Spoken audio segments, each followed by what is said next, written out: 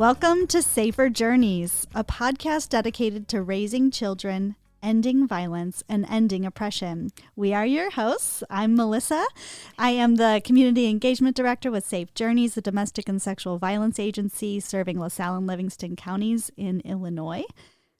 And I'm Heather. I am Community Engagement Specialist, Preventionist, Community Educator, whatever you want to call me is fine, at the same organization that Melissa works at. And today we are doing part one of a two-part series on child sexual abuse and grooming. We're going to talk today about the different stages, the 6 stages of grooming, and we're going to talk about some warning signs that you might observe if a child is experiencing grooming. That's right. And so we're going to start with defining grooming. So we have a ground that we can build upon here. Wait, we got to say why though. Because when we started marketing this podcast and other things, we were talking about doing different stuff with grooming. Yes. People thought we were talking about like doing your kids' hair. Do you remember when we were at, oh no, that was with Emily, but we were at like an after school event and I'm like, yeah, we're going to be doing this grooming thing, blah, blah, blah. And people are like, you're going to teach me how to put her hair up? And I was like, oh gosh, nope, now I need to make sure I talk about the definition when I do these kinds of presentations. And I know we have like said this before, but you know, I did want to like address it directly. Like sometimes you'll hear us like giggle or something about like really serious things, and laughing is like a coping mechanism, but also like we have to find humor and joy in our work, otherwise we'll be crying and mad all the time. Yes. Because these are horrible topics we talk about. Like people don't want to talk about this, and actually like there's a huge culture of silence around these topics. And so when we do talk about them, and let's say what happened at that event where they're like, oh, you're going to teach us how to do our kids' hair. We're like, oh, no. I know. I'm like, we've got work to do. Whoa. Right? Yeah. So quick trigger warning. We will be talking mainly about sexual abuse today with the grooming. And there may be other types of abuse that come up during the discussion today. So make sure you take care of yourself. Don't listen if you don't feel like you're ready for it. That's totally fine. We'll never know. That's right. So the definition of grooming that we work with is when someone builds a relationship, trust, and emotional connection with a child or a young person so that they can manipulate, exploit, and abuse them. And so this may include building a relationship of trust with the caregivers as well, because, friends, this is somebody that your child knows. Yeah. Okay, you can't build a relationship if the person's a stranger. Now, they might start out as a stranger. However, this is somebody who has intentionally, with time and effort, purposefully built a relationship in order to eventually exploit and abuse the child. Yeah, when I teach this to people who are more unfamiliar with the topic, I usually say it's somebody training a child and or their caregivers to accept sexual abuse. So it's kind of like it's brainwashing. Yes. Really. So again, I'm so glad you mentioned the laughing thing, because here I am giggling already. I'm like, let's talk about predators. Yeah. It's not funny. It's not funny at all. We very much don't think it's funny. So I'm glad that you mentioned that it's a weird not even weird. It's a coping mechanism. It is. Because we certainly it's important to us that we have these conversations, but it's not our favorite topic. No, I mean, it never is going to be. No, and this is like really hard to talk about, and it's hard to even imagine. You don't want to imagine it happening to people. No, and so I do these like Google alerts. Yeah. And with like a handful of different terms, and like child exploitation is one of them. It's like pages every single day of Google alerts just for child sexual exploitation. It is awful. Some days I can't look. Sometimes I just delete it. I'm like, today's not the day I'm going to look at those headlines. Right. It's horrifying. It's too consistent. I know. And now when I hear, oh, administrator's been put on leave, or this teacher has been terminated. I'm like, what happened? Yep. Was it sexual misconduct with a student? And like, there's a zillion reasons that they could be, Sure. but in my mind, it's immediately where I go. Yeah. Which is not probably very healthy for me. Well, and I think that's another skill that we have built up, but like suspicion. When you work in this field, you tend to really think about that all the time, where it's like, oh, why don't you want your kid to know this particular thing? Yeah. What are you hiding from them? Right? How is this going to impact you? Like, Yeah. this is only supposed to protect your child. Yeah. What are you doing? Why don't you want to empower your Yeah. kid? No, I agree. And I know that's not. It's not where they're going with it. No, but that's where our minds tend to go. Exactly. For sure. Yeah. So we're going to talk about the people who do this today. We're going to call them predators. Yes. I mean, they are predators, but like, that's just the lingo. We're going to refer to the person who is grooming and abusing the child as a predator. So like Melissa said, unfortunately, predators are usually someone that is already in the child's world, possibly in the parent and caregiver's world as well. It's really unlikely that they're going to be a stranger. It's possible they first meet, right? Like, maybe on the internet or something. But they develop a relationship, even if it's an unhealthy one. Yeah. It's still a relationship. So this is not a stranger. The stranger danger of the 80s, like, that was a real disservice, I think, to that generation. Yes, and specifically for child sexual abuse. Yeah. And I was in the classroom last week talking with 7th graders about grooming, and we were talking about the definition itself and like how it has to do with the process of building a relationship of trust. And I said, what does it take to build trust with you? Yeah, good question. And they were answering like, oh, this person gives me attention. This person listens to me. This person supports me. Yeah. This person likes me for who I am. And I said, I want you to remember that. Oh, you really set them up, Melissa. And we watched a video where they could start really picking out the red flags of grooming and all that. But I was like, yeah, they know that. They know what it takes to build trust with you, and they will use that to their advantage. Oh, yeah, for sure. Which you're going to see here. Because, these child sexual predators, they appear to be helpful. Like, how else would they stay in your life, right? Right, Like, they're helpful, they're reliable, they're trustworthy and charming. They're Pillars generally, of the community, oh, right? yeah, upstanding citizens. So they really know what they're doing. Like, they're experts in this field. And usually, this is not their first victim. Oh, that's I know it's true, but it's so gross. Yeah. It's not their first victim. And a lot of times the predators are grooming multiple victims at the same time. Ugh. Yeah. Yeah. It was interesting when I was asking the young people to define predator, and the words I was getting in return, creepy, Yep.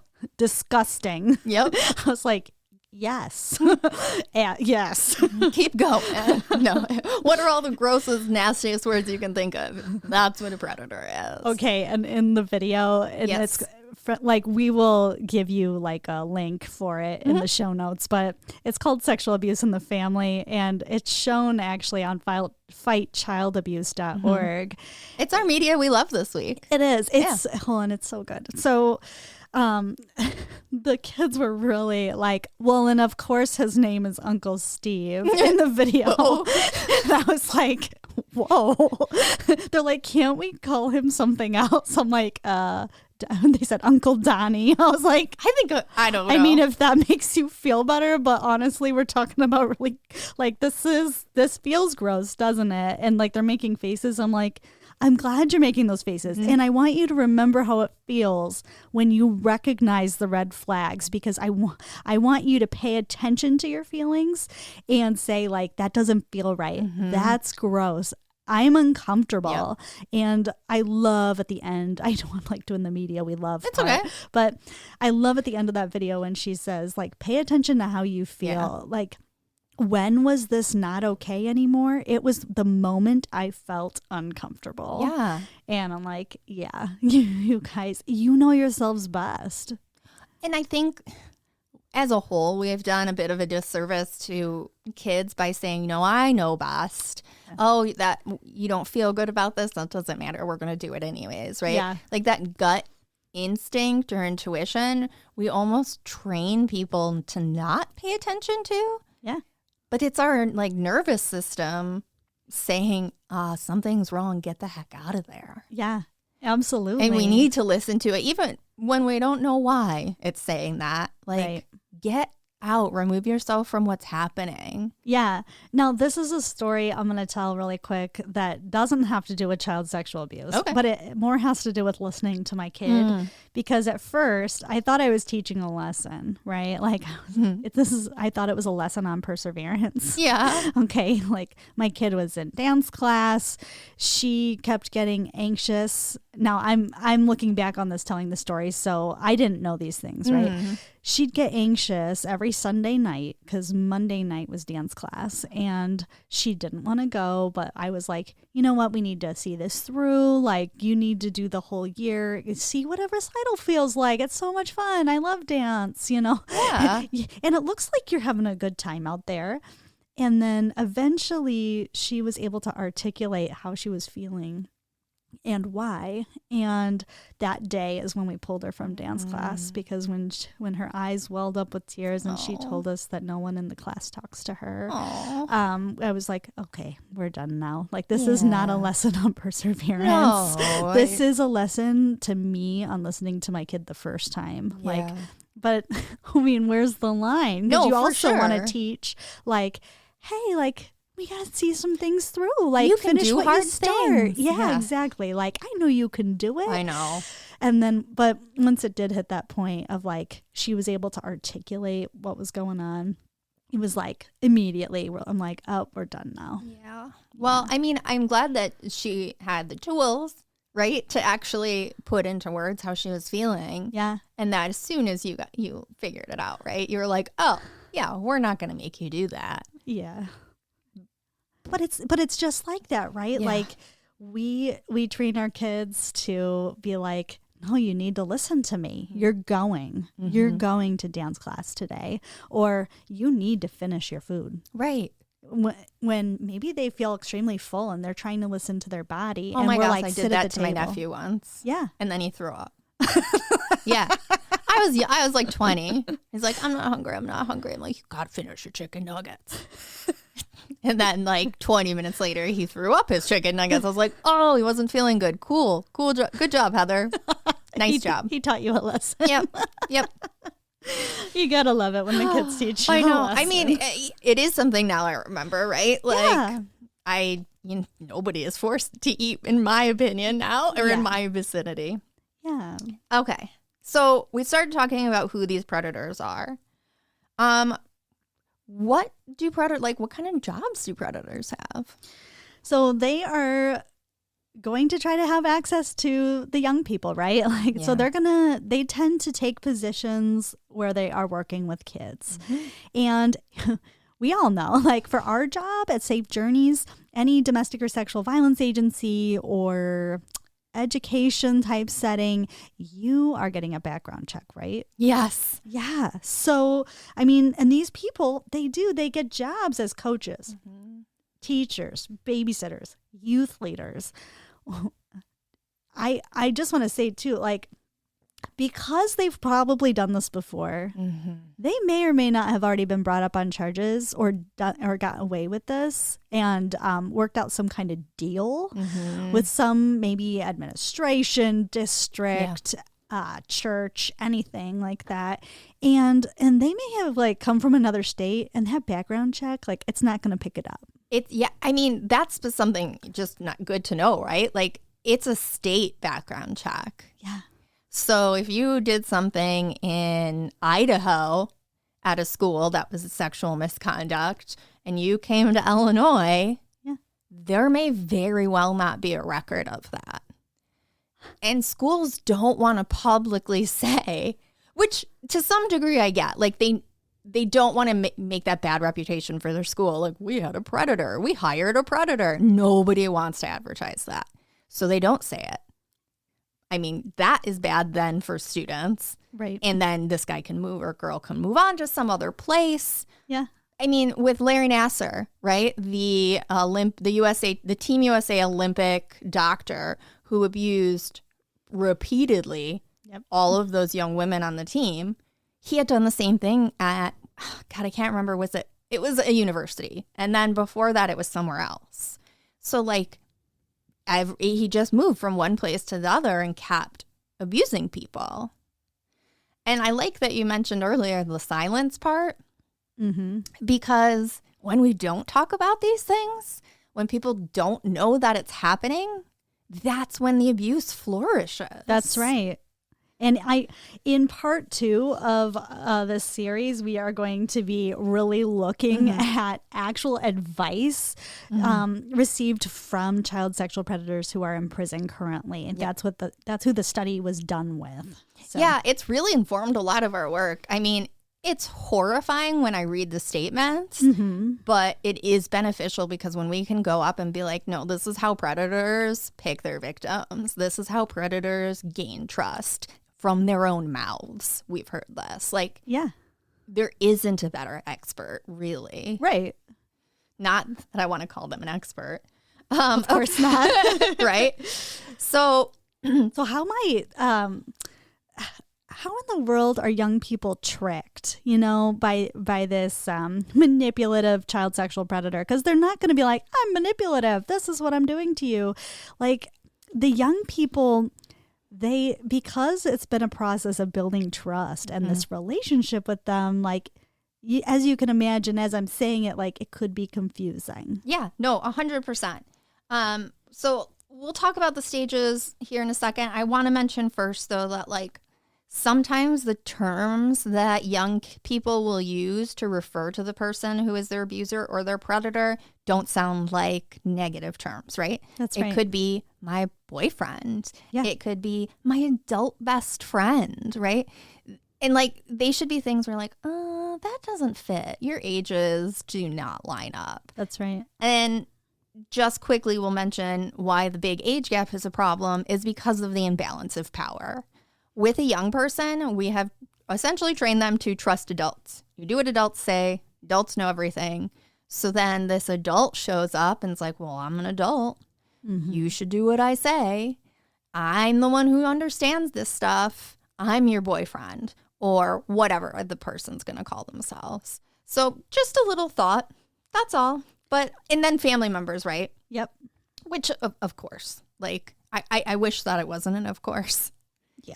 But that happens quite a bit. It's a family member. It does. And why of course? It's because of the access that they have. And they have like this built-in process that's been in the making for a while of building trust and a relationship with this child. So the access point is just so open that there's not a second thought, right? Yeah. Like, I got called into work. I'm going to drop you off at your cousin's house or whomever's, but like you don't even think about it.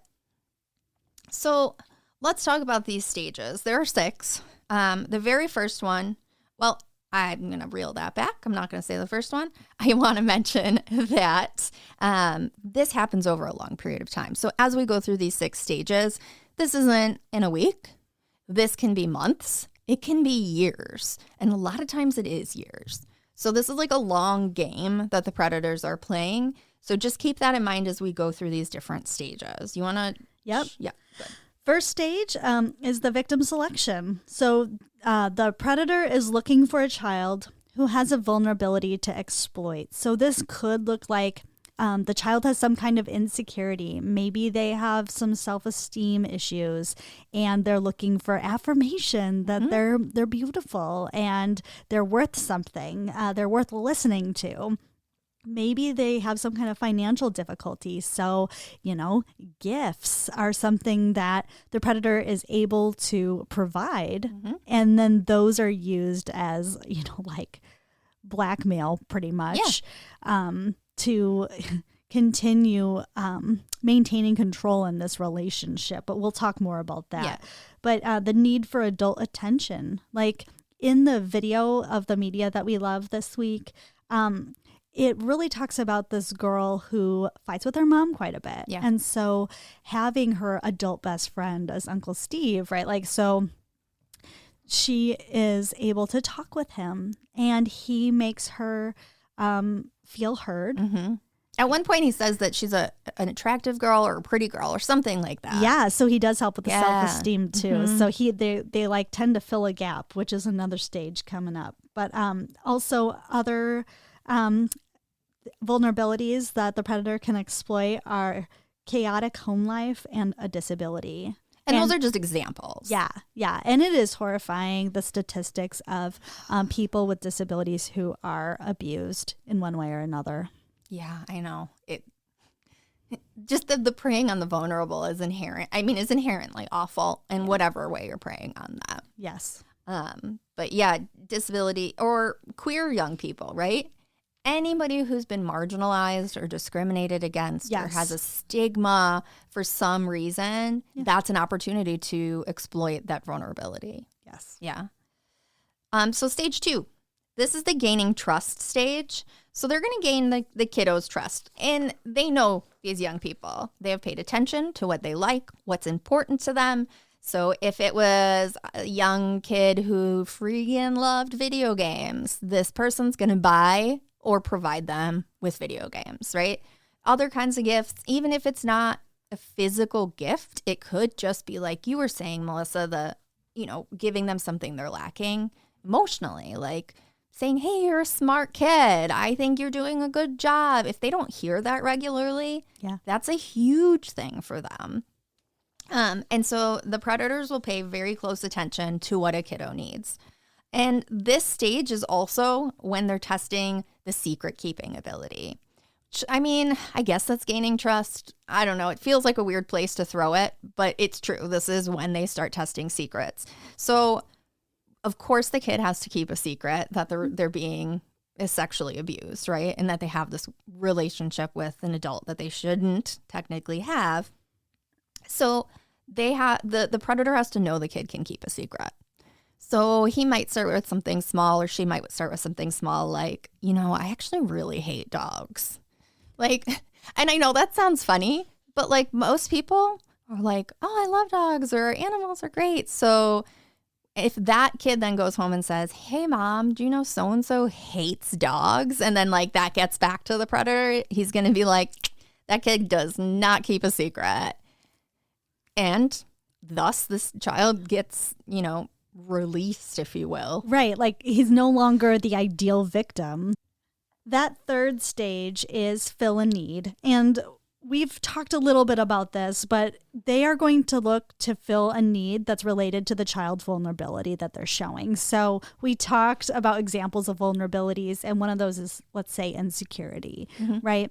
And young people, if they are sharing their insecurities online, like that is an easy platform to get in and start listening to somebody, right? Yeah. And this could be somebody who's a stranger at first, but they're going to work to build a relationship of trust. Yeah. So that might not include the caregivers, right? If this is happening online. No. However, your child could be meeting people they don't already know and having them as friends on some kind of online platform or gaming system or app, and that person's there for them. Yeah. They become like their best friend.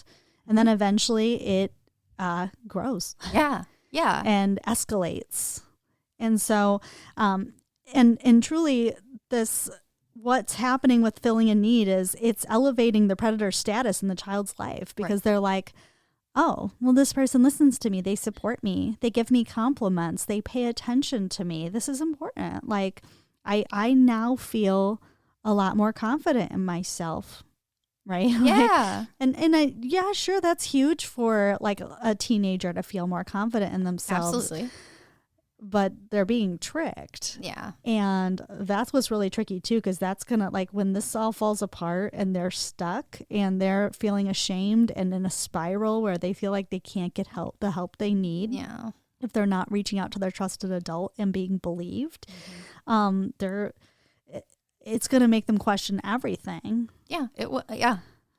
And like this, this elevated status, the abuser wants the young person, or the predator wants the young person to feel that that predator or abuser is the most important person or thing in that in that child's life, because they're willing to do anything to defy their parents, to keep secrets, to do all the things they were told not to do in order to maintain the relationship with that person, which kind of leads to the next stage, which is isolation. That's right. Or isolating the child. And in this stage, the predator is going to create situations where they can spend alone time with the young person. Maybe they volunteer to take them camping, or they say, hey, they can stay at our house this weekend while mom and dad are out of town for whatever reason. It could be just babysitting in general, depending on the age of the kid. Oh yeah, I can pick them up from school and fill that hour time before parents get home. That kind of thing. They also will straight up tell the kids, which I think, like, sure, it makes sense, like, if you're brainwashing someone, but they will straight up say, like, I'm the most important person in your life.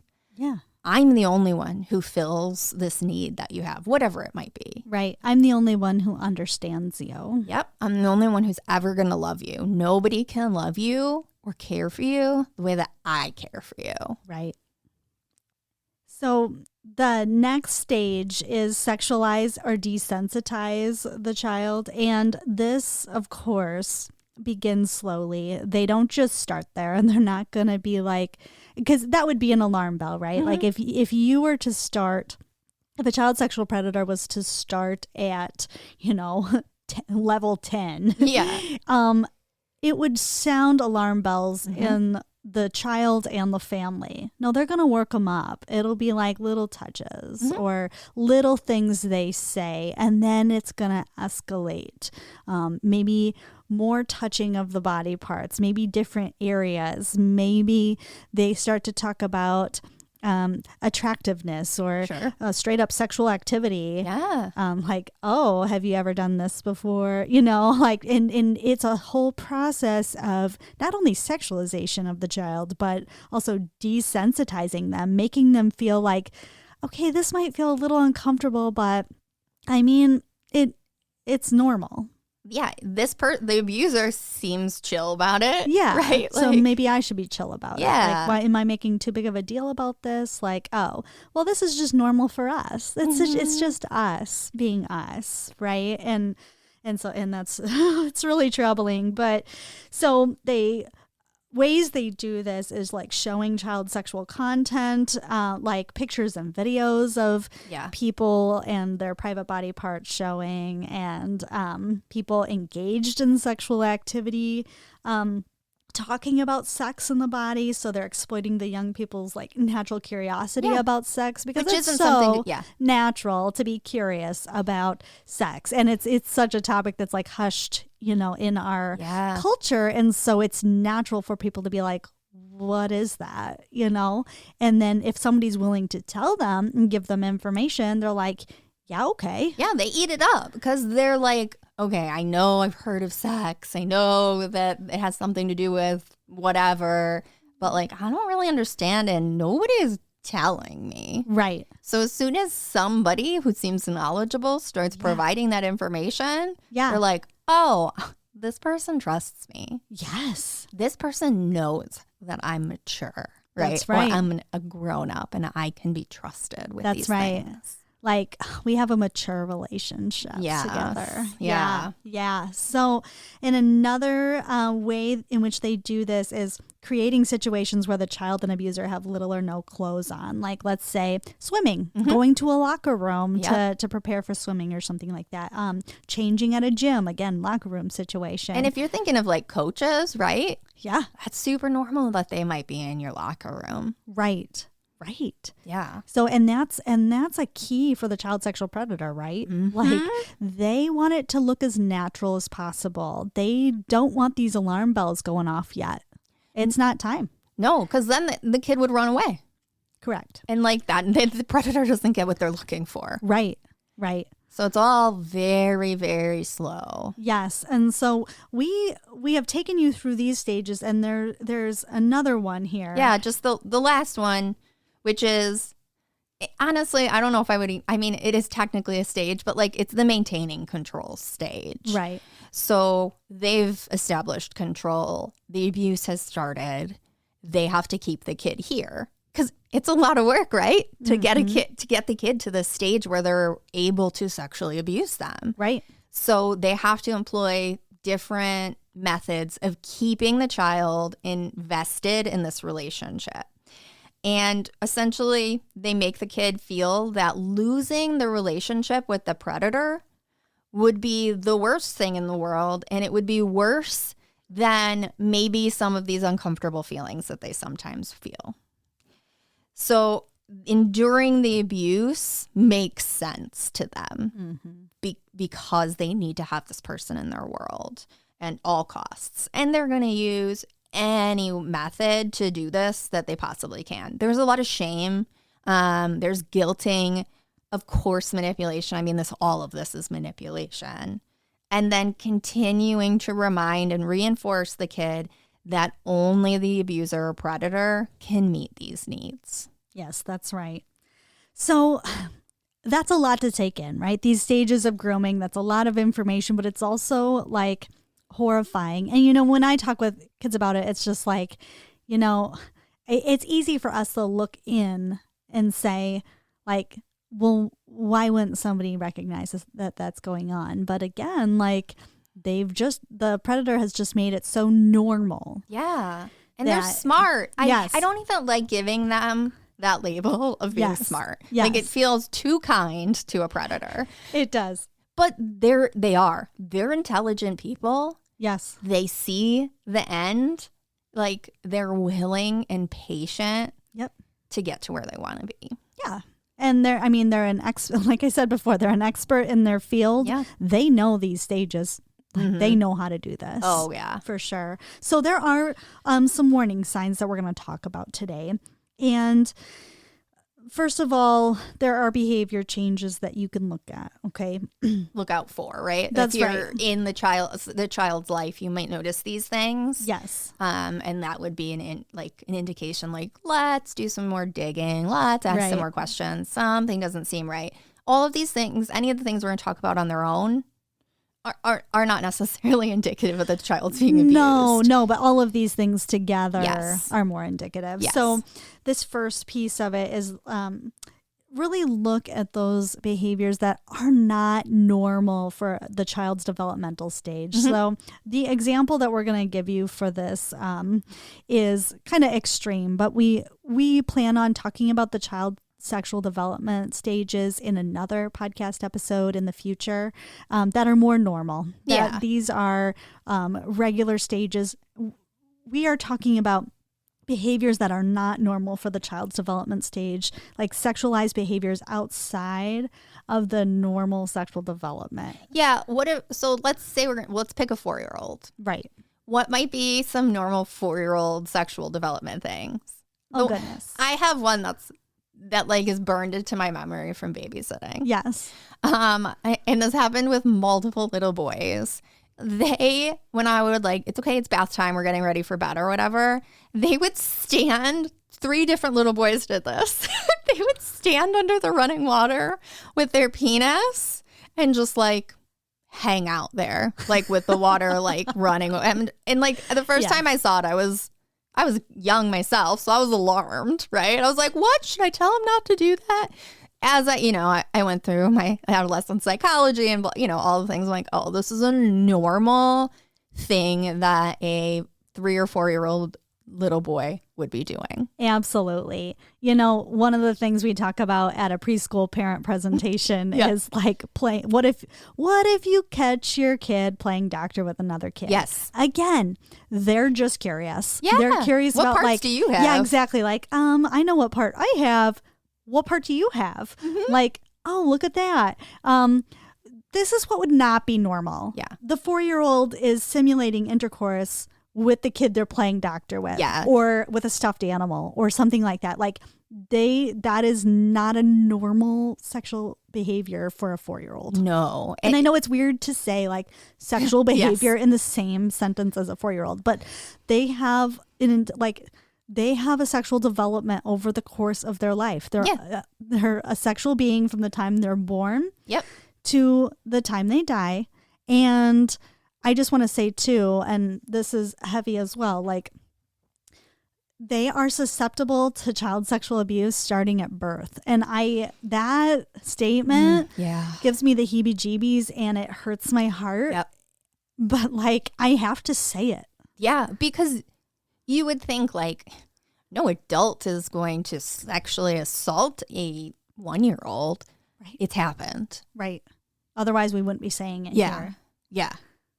So there isn't an age where they are not susceptible. Right.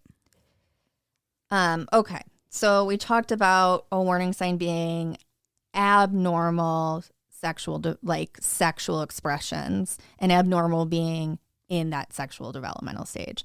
Like a 15-year-old simulating sex with a friend isn't going to be abnormal. Right. Not as alarming as a 4-year-old. Right. Like, I mean, it's alarming as a parent. Right.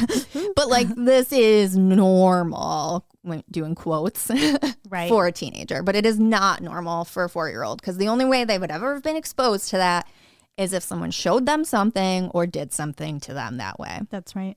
And we know little kids are copycats, right? Yes. They're like, oh, this adult did it. I'm very cool. I'm going to do it too. You know? Yes. Okay. So the next behavior is going to be being more secretive. And like, kids keep secrets from everybody. It happens. But being more secretive about things, like something has changed. You notice maybe your kid used to leave their cell phone on the table all the time when they left the room or whatever. Now they don't do that anymore. Or that it's like constantly in their hand or in their pocket. They're afraid of someone looking at their cell phone when previously they weren't. Right. Or maybe you had a really outgoing kid and you've noticed a behavior where they're like just not sharing as much from school, or they're not sharing about their friends. And right. Julie, they probably just don't have those stories anymore because they're that's part of it, I'm sure. Yeah. But also they don't know what to share. Right. And like, if you have a 10-year-old who comes home and tells you every minute detail of their day and you're like, oh my gosh, it's been an hour. Right. And then, 2 months later, the kid doesn't share anything. You're like trying to get information. Like, tell me what you did today. It's like, why don't you want to talk about this anymore? I used to wish you would stop talking about it. Right. So things that have changed in their behavior, particularly regarding being secretive. And the phone is one to be to consider. How are they secretive of their phone, of their computer, of their social media? Did they add passwords to things that maybe they didn't have passwords on before? Are they being secretive of how they spend their time? If they are very vague, like, oh, what did you do? I was out. Okay. Doing what? I do this with my teenager constantly. I'm going out. Great. Who are you going with? Yeah. What is your plan? But anyways. Well, absolutely. And the same is true for if they totally stop doing the things that they used to love doing, like hanging out with their friends. Mm-hmm. They start quitting the activities that they were a part of.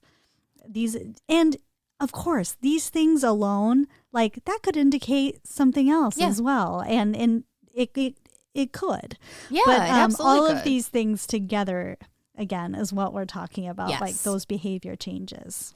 Yeah, like if you have a kid who's like obsessed with soccer, like wants to be on all the teams, and then all of a sudden with no real explanation, they're like, no, I'm done.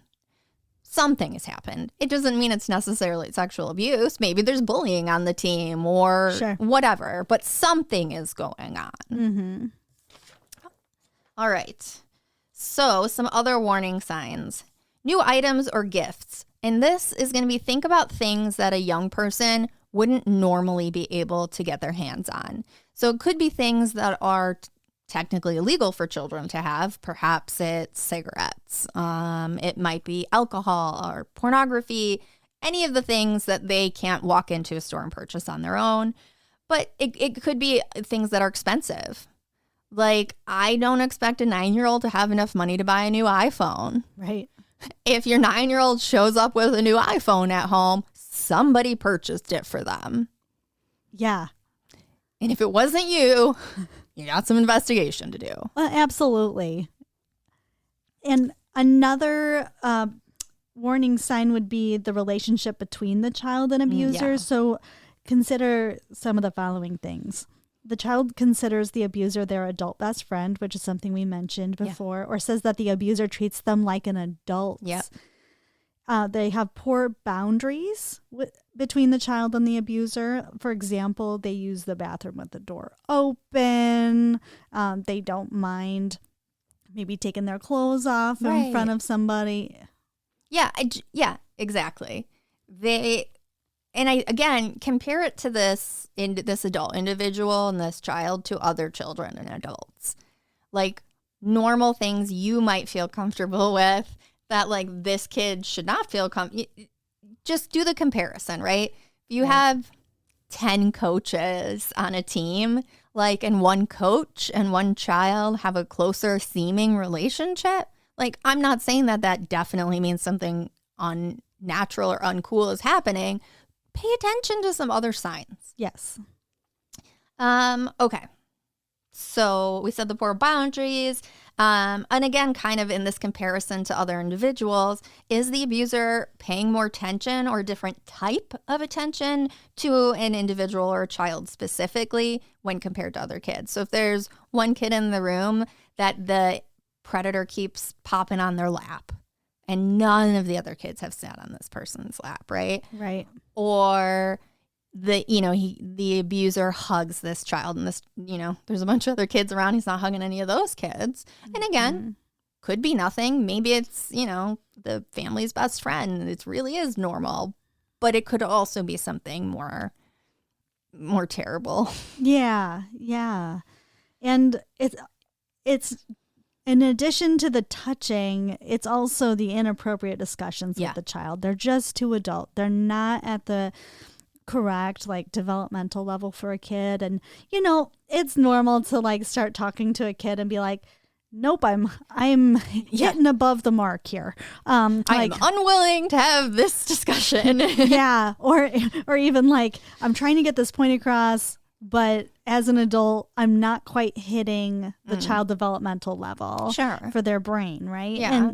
And so, like, that's typical. But, like, having these adult conversations, like we talked about in the stage where you desensitize them and sexualize them, and talk about sex and bodies and these things, and making them feel like they have this mature relationship with an adult, like, that should be alarming. It should be. It absolutely should be. Yes.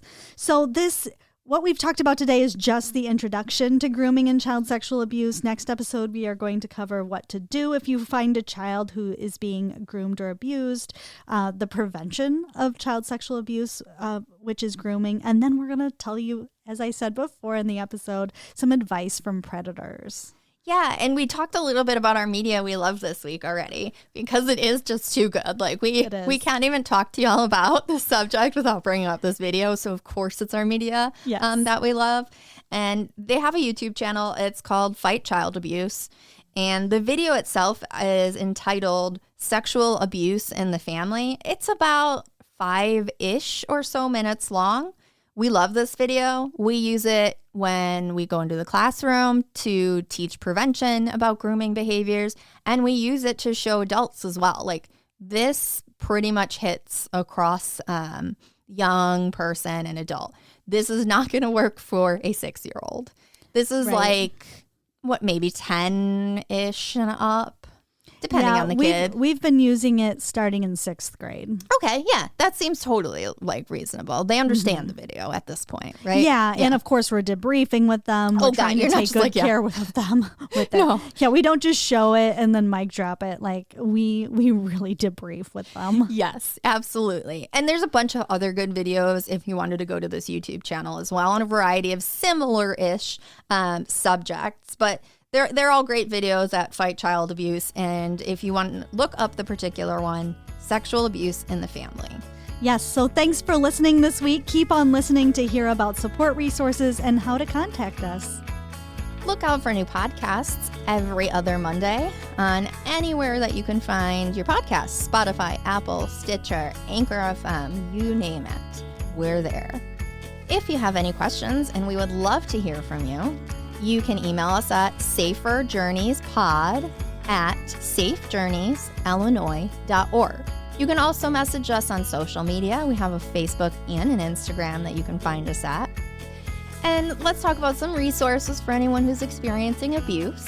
If you happen to live in and around LaSalle or Livingston County in Illinois, please feel free to call Safe Journeys support line at 815-673-1555. 24/7, confidential, services are free. If you don't happen to be in our area, there are 2 national hotlines that you can call for support. For sexual violence, you can call RAIN with 2 N's. That's the National Sexual Violence Hotline. Their phone number is 800-656-HOPE. They also have a live chat on their website if you're interested.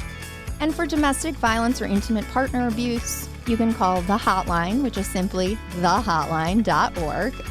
This is our national domestic violence hotline, and you can give them a call at 800-799-SAFE or chat live on the website. Thanks for listening.